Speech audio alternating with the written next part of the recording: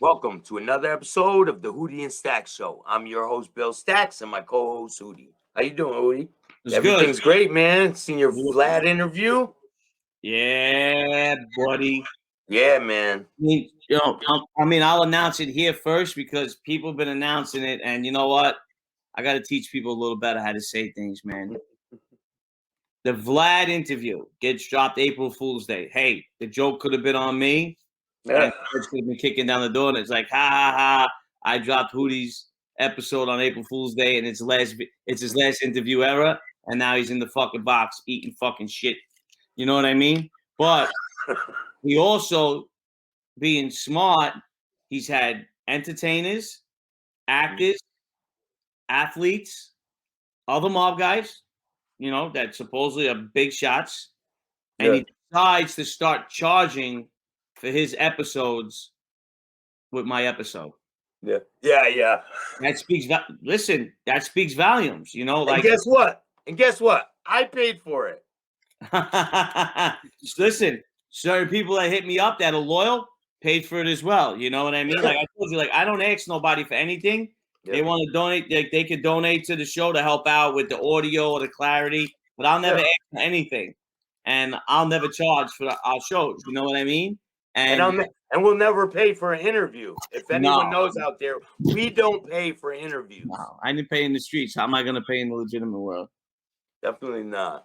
You know what I mean? My whole point is about dropping a channel, a paid channel, on the day that my video drops. I'm your first interview, which we all know he came to New York and did the interview, is a big compliment. And I take that, like I wasn't getting in this to pat myself on the back.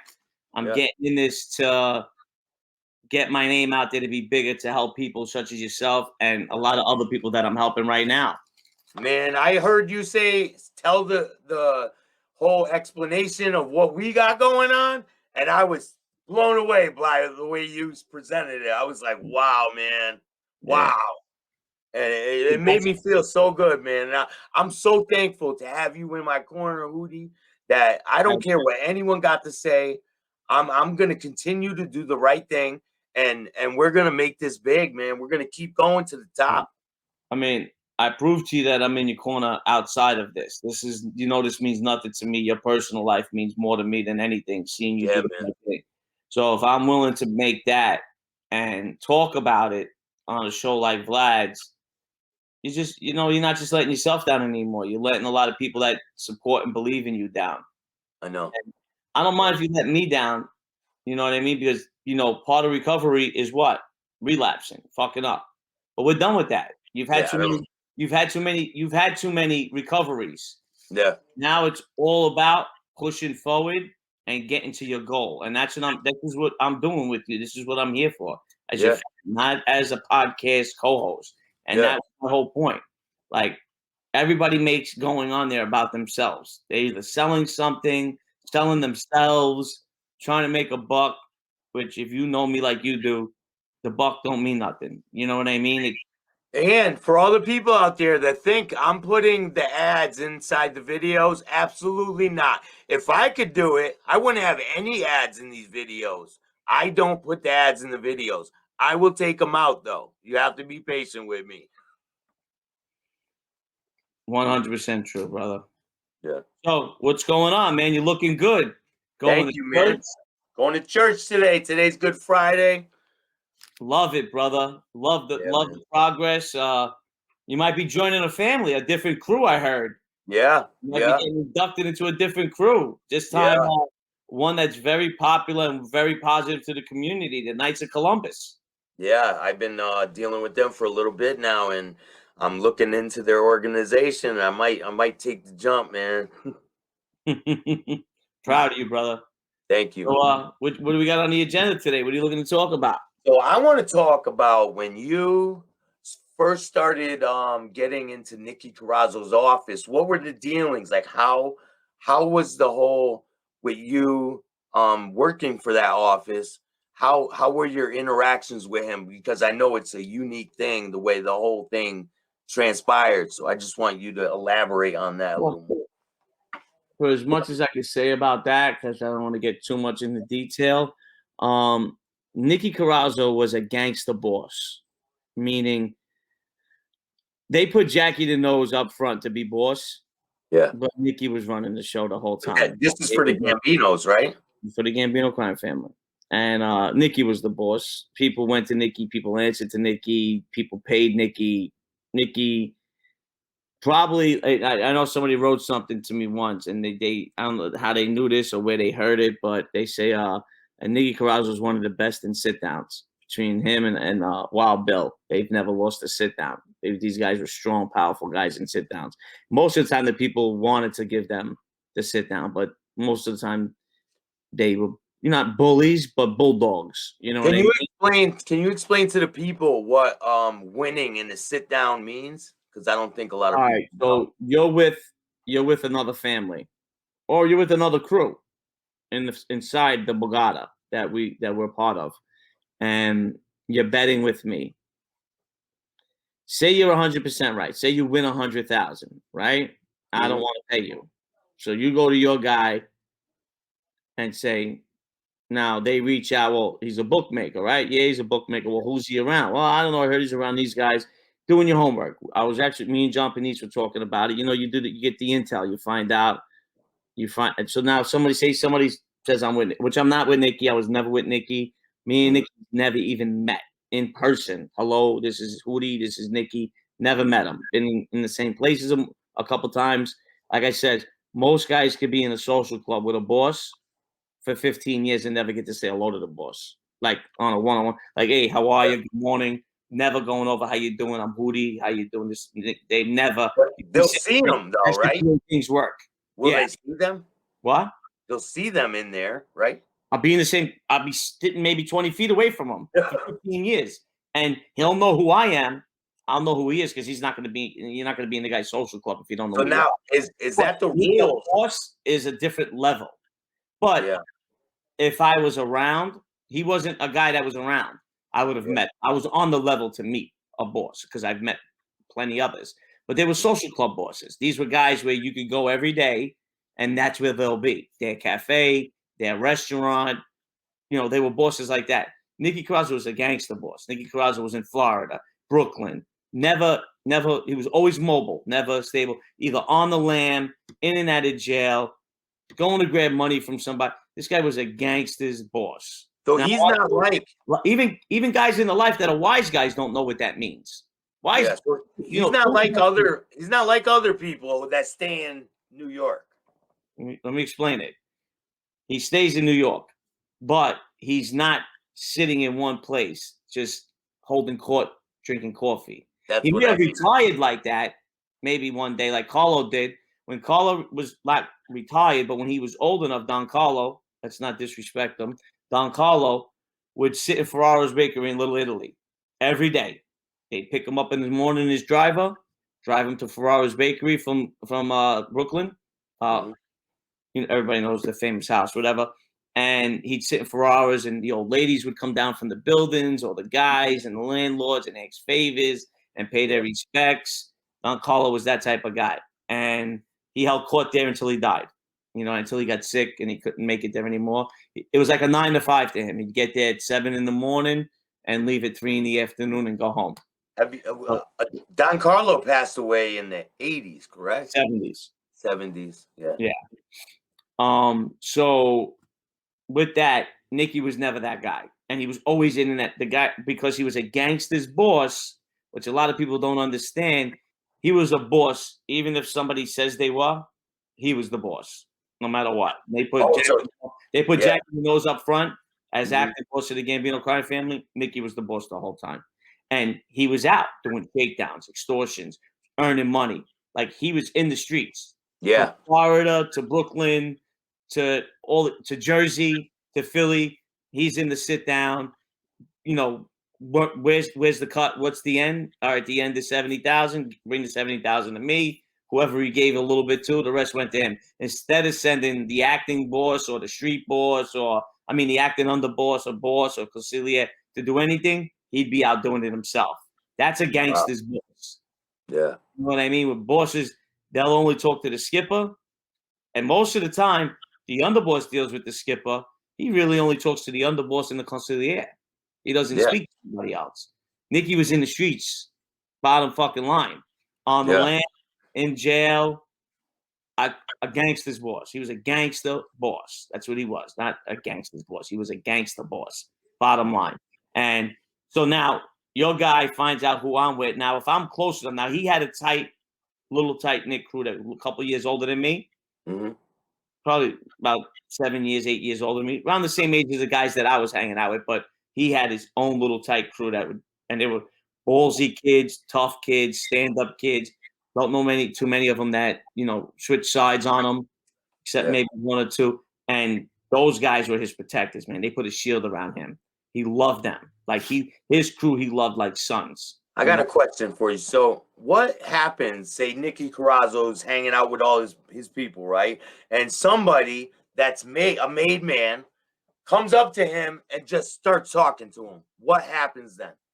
It matters who the made guy is and how he approaches the situation. If it's an earner, if it's a stand-up street guy, he knows to have that, he'll give them the respect. It all matters the approach. If you're a regular made guy, you can't walk up to a skipper and talk to him. You got to go to your skipper, get your skipper to talk to that skipper, to have permission to talk in front of your skipper to that skipper. But does it happen? Does it happen? Like, it happens all the time, people talking and not being introduced the right way.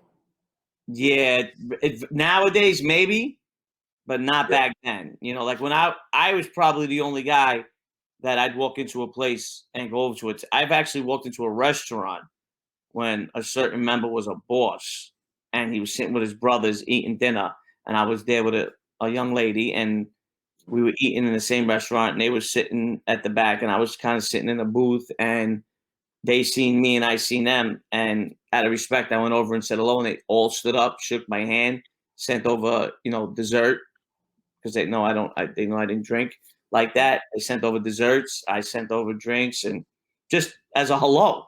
Yeah. It was a certain night a week that they ate in this restaurant, and it was the only night that I was able to get available myself to go out with this young lady that I was taking out at the time. And I went over, one of them was a boss, one of them was a captain, and the other two guys were made.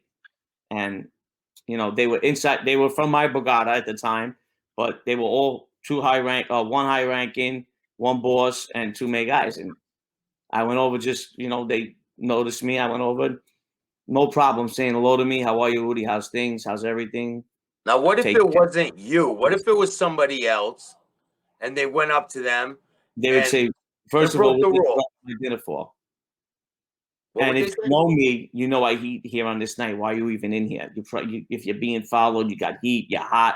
Now you just made a place that I eat once a week and hot. And what would their punishment be for that? What kind of punishment? Like if they were part of the same family? Yeah. They probably hit them off to tell them they got to drop off $50,000 at the club. You know what I mean? They probably tell them you got to pay a tax, or get abused, or get chased. I know guys that didn't care about the money. They would abuse the guy and chase him, like go to his skipper or whatever made guy. They would go to the skipper. They would abuse the skipper first of all. Yeah. And then the skipper would go to the made guy that this associate was with and abuse his made guy that was under him, because they would only abuse the skipper that the made guy was with. Do you see skippers a lot of times abusing guys? Yeah. I seen one of my mentors be abused by his skipper. And Can you tell me about it? He had more balls than his skipper. No, I can't. That's information that's going to be put out in the book. But yeah, I've seen guys that were tougher than their skippers be abused. But that's the life.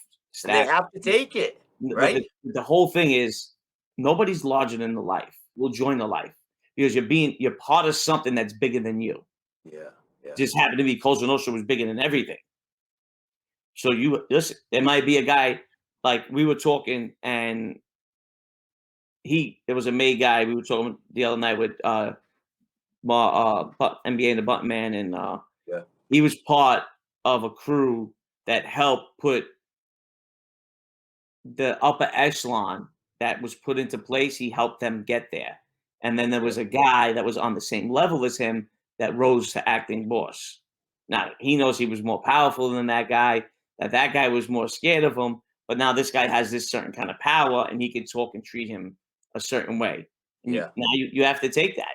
There's nothing you can do about it, Right. right? Well, look, the guy, my friend, who wasn't my skipper, was a skipper, Mhm.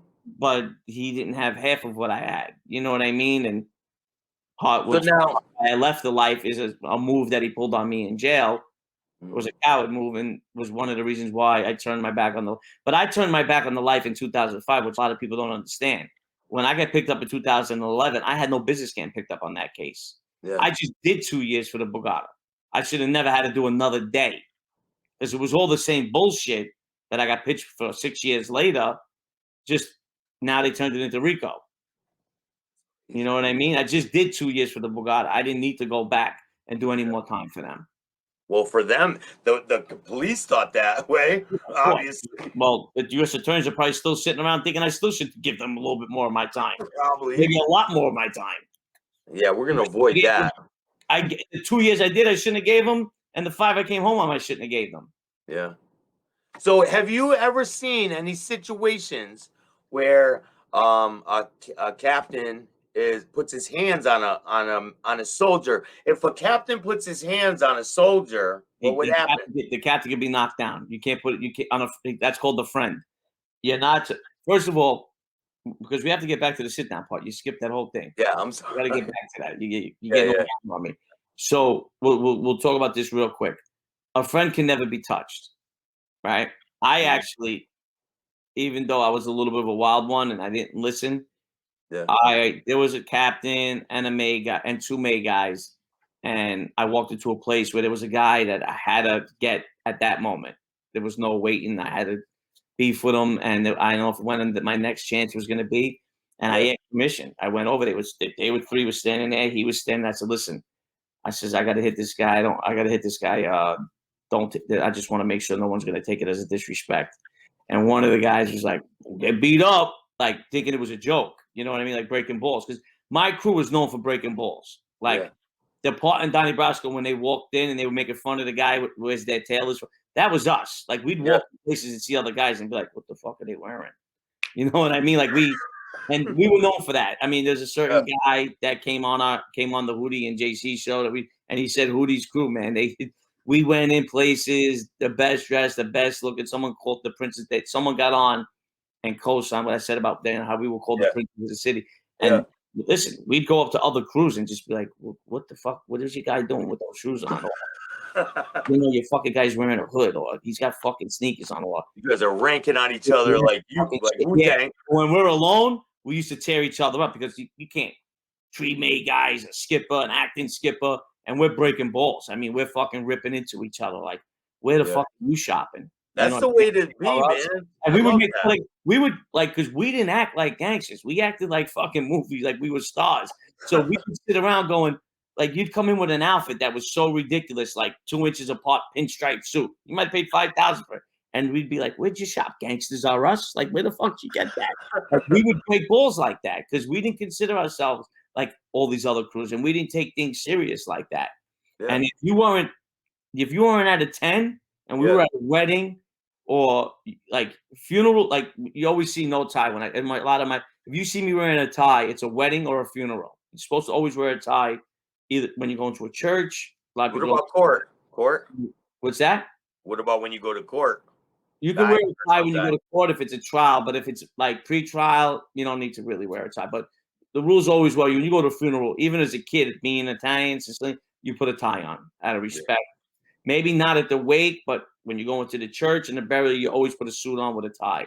You go to a wedding, same thing, put a tie on. Doesn't matter. So if we were in a place like we'd be like, "What is this guy's a slob? Like, what is he doing?" Like, it didn't make a difference. So like we had a lot of etiquette, haircuts, facial hair, dirty oh, sneakers. like this one. Yeah, nice. You cleaned up good, you know. Yeah. So you So want to get back to the Nikki sit down? yeah, so getting back to that. So now your guy reaches out. Now you don't realize how close I'm not close with Nikki. Let's make this to get that straight. How close I might be with a guy like Nikki Carrazzo. You don't realize it. So now we get called for a sit down over this 100,000 because there's been many of those. So we get called to a sit down for the 100,000. Now I'm dead wrong. You won the 100,000 fair and square, but we're gonna find a loophole before this sit down. Maybe you got the picks from somebody. Maybe you were playing hot games. Maybe you were turned upside down with a few other bookmakers and you took a shot at it. So that's the best one we're gonna use. We're gonna find out if you bet with other people. Did you ever owe money? Were you late? You're done now. You already You're lost. trying to find a one up on the person, basically. Yeah, that's the whole thing about this. You got to be. It's 3 steps. We're playing chess while everybody else is playing checkers. Cutthroat. It's Yeah. cutthroat all day. No, it's not cutthroat. It's just we're going to show we're more powerful because we're more smarter. So I'll already have. Listen, this guy's upside down with 3 bookmakers. We'll go to the sit down. Now, the first thing would be said is, if your friend lost that. Now, first of all, you're in a sit down with a guy who should be the boss at all times, even if he isn't the boss at the time. So it's a little shaky. I don't care what family you're with, what crew you're with. You know this guy's the real deal. He probably cut your throat across the table. You know, like he's like right there. It's an intimidation. Like, holy shit, this guy brought Nicky Peraza to a sit down. Not even a captain or a main guy. You know, the fucking boss or a soldier. This guy, boss potential, boss mentality. You know, yeah. If he wasn't one at the time. He has been so many different times, just in and out of jail. One thing real quick, if someone is a capo and they get made to boss, does everybody know about that? Yeah. Okay. When you get up, or there's a whole big thing. It's a whole big thing. I mean, now they send messages or text. They probably send text messages. Yeah, to everybody at once. Like 3 guys in Staten Island, you got 2 guys in Brooklyn and 4 in Queens, because you get a regime. That's when people called a capo. There's a lot of capos that don't have a regime that can't call themselves a regime. A capo regime is a captain who has a crew. That's a capo regime. You know what I mean? So a capo. We say but you'll actually hear the word regime without capo. That regime. Like we were a regime. Our crew was a regime. You know what I mean? You had a capo in your crew, correct? Right, but he wasn't my captain. Yeah, that's where people get it misconstrued. We were very unorthodox. They should have split us up. Yeah. My captain knew the day he was getting made. That never happens. I was with him. I picked out his suit. You know what I mean? I remember the day like yesterday. I remember the day. How about this? Two out of the 4 guys that get straightened out in my crew, I knew the day, their outfits. One of them I bought the tie from as a gift. You know what I mean? Like, it's funny because one of them gets made around the same time Alex Rodriguez gets transferred to the Yankees, and he wears a pinstripe. We're actually in Astoria, Queens, and he wears a pinstripe tie, and he goes, I just happened to put it on because a good friend of mine bought it for me as a gift. And we were laughing in the car listening to it on 660 because I just bought one of my friends a tie, a Brioni tie, to wear with his suit to get made within the next 24 hours. You know what I mean? Man. Yeah, so that was like, but see, that's only among us that we would make that joke, Yeah. And with that, you get put with a crew. Now, you're supposed to be split up. Your guy might be, we were talking, like, again, on the NBA Above Man. He gets straightened out, and they tell him he's with a guy in Staten Island. Everybody thought that he was from Staten Island. He wasn't. He was from Ozone, Howard Beach, and he went to Staten Island because that was his captain. So guys in my crew just got the pick of the litter. Like, we're going to stay here. He's in my crew. He's in my crew. He's in my crew. He's in my crew. And that's it. Okay? Yeah. Like, my mentor had that much power. You know what I mean? That so with the sit down, when you're at the sit down and you're trying to find a way up to win the sit down, like you said. We already won the sit down because we got the power in the room. So if you got the boss, you're good, right? Yeah. Well, a guy with his power. You know what I mean? Yeah. You're halfway there. And then the other thing is, listen, your guy was upside down with 3 bookmakers. Did you pay them? Maybe. Did he take a while? Yes, he took a while. But he's wrong because he took a shot at my guy's office, and if he would have lost 100,000, he wouldn't have been able to come up with it. Right there alone, we should give him a beating and send him on his way. So even if he won 100,000, just because we found the loophole. Yeah, that's crazy. The loophole is that you've been bent up with other bookmakers and never paid on time. Therefore, you're taking that means that we turned it around that you were taking a shot at me. because you wouldn't have paid the 100,000 if you lost. So why would we pay you now the 100,000? You're not a reputable person. Wow. That's insane. So You now know? what would happen if I win 100,000 in gambling, bookmaker? How much do I got to kick up to the boss? Say if I win on a bet. You don't have to kick anything in. If you're first of all, if you're an associate, you're kicking to the main guy. That's your monthly bill, your weekly bill, or your Christmas envelope. How much usually is it for a weekly bill if you got to kick up to the main guy? Matters what you are. What do you do? Sell drugs? You're a drug dealer, and how much would they say for you to pay? You're giving up. You're giving up. Listen, the average guy used to give a nickel a week. He should have been given like $1,500 a week. Yeah. No one ever gives. But then I knew guys that were giving 60, 70% of their earn, whatever they made their score on, just to pave way with the boss. And to impress them. It worked. I know a guy who's half Irish that got straightened out because he was getting $10,000 a week. Then I know another guy that was in his 60s that was given $2,500 a week, and they straightened him out when he was 68 years old. So now, did these people commit any murders to get in? No. So they stopped with the murder thing a while back. Listen to me. The murder thing was never a thing. See, again, people get it all wrong. They think you need to kill someone to have a button.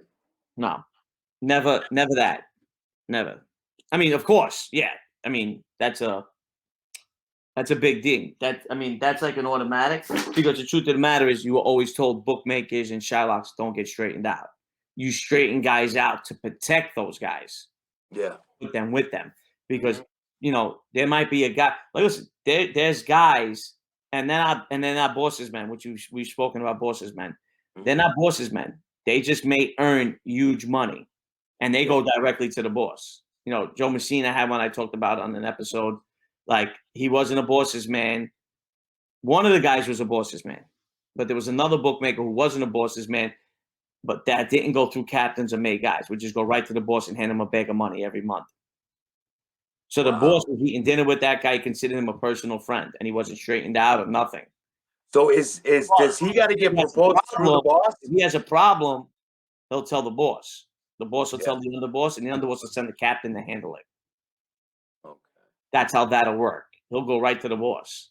But so if he's going right to the boss once a month, he's going right to the boss. Isn't it fucking everything? The way everything works like that for years. If you're a huge earner, the boss don't want that money going through anybody's hands, or he don't want anybody to know exactly how much he's taking down from this guy.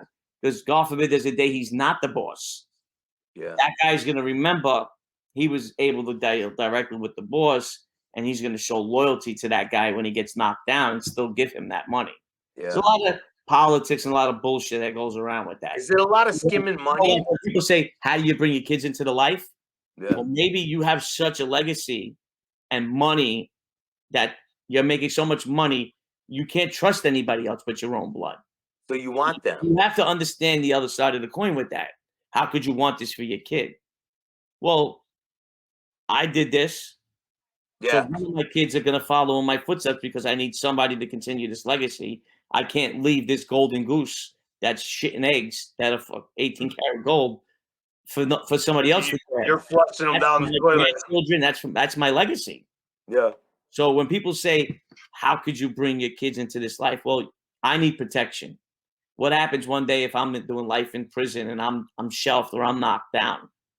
I got no rabbi. Rabbi meaning a protector. Your kid. We always used to say that. Rabbi. Go get your rabbi. There's a little another saying in the streets. You'll read in my book. So is the rabbi your guy that proposes you? Is that the rabbi? Your rabbi's the guy that protects you.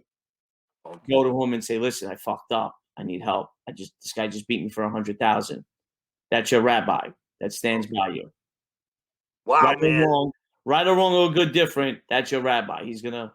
There's a lot in this episode, man. People are gonna walk away from this episode like, damn, I think I know all about the life. My rider's gonna lose his shit if he hears this episode. I'm giving you a lot of good street shit here. Hey, so one more question I got for you. So people that are kicking up and it's going up the line, are people skimming off the top, everybody in line, like it's taking a little bit out for themselves? No. No. Because there's got to be a certain amount that got to get to where it's got to go. That's what I'm saying. Like, that's why there's a guy like that goes directly to the boss. He don't need that money going to, holy shit, Yeah. it's kicking up $100,000 a month. You know what I mean? Like, you can't have something like that being getting out. No. Or Because then the you're guy getting 10 grand a month. could be dabbling. The guy could be dabbling a little bit of drugs. Where you remember you heard the rumors with Paul taking money, drug money. Now, if those guys were dealing directly with Paul, no one would have knew that. But they were dealing directly with Gadgy. So whatever that route took, when you hear the tapes, Paul's taking money from DeMayo for drugs. You know what I mean? Maybe he was taking money from him for the car business, and because he was involved, somebody in his crew was involved with drugs. They tied that together, which I also like to correct a lot of things on this episode. When people hear me tell a story, it's somebody else's story that I know very well, and I don't like talking about other people. So if I say Colombians instead of Cubans, it's done on purpose. I don't need to put the exact story out there. You want to know the story, go by the book. That's what it's out there for. You want to know the story? Listen to somebody that was there. You know what I mean? Do I know the story backwards and forwards with no bullshit in between? 100%. I know exact I can give you play-by-play, but I'm not here to do that. I'm here to tell my story to help people get the fuck out of the life. I'm not here to tell and glorify another man's story and give every detail where I'm getting, oh, you got the. No, I didn't get anything wrong. The problem is I don't need to give you detail for detail. Yeah.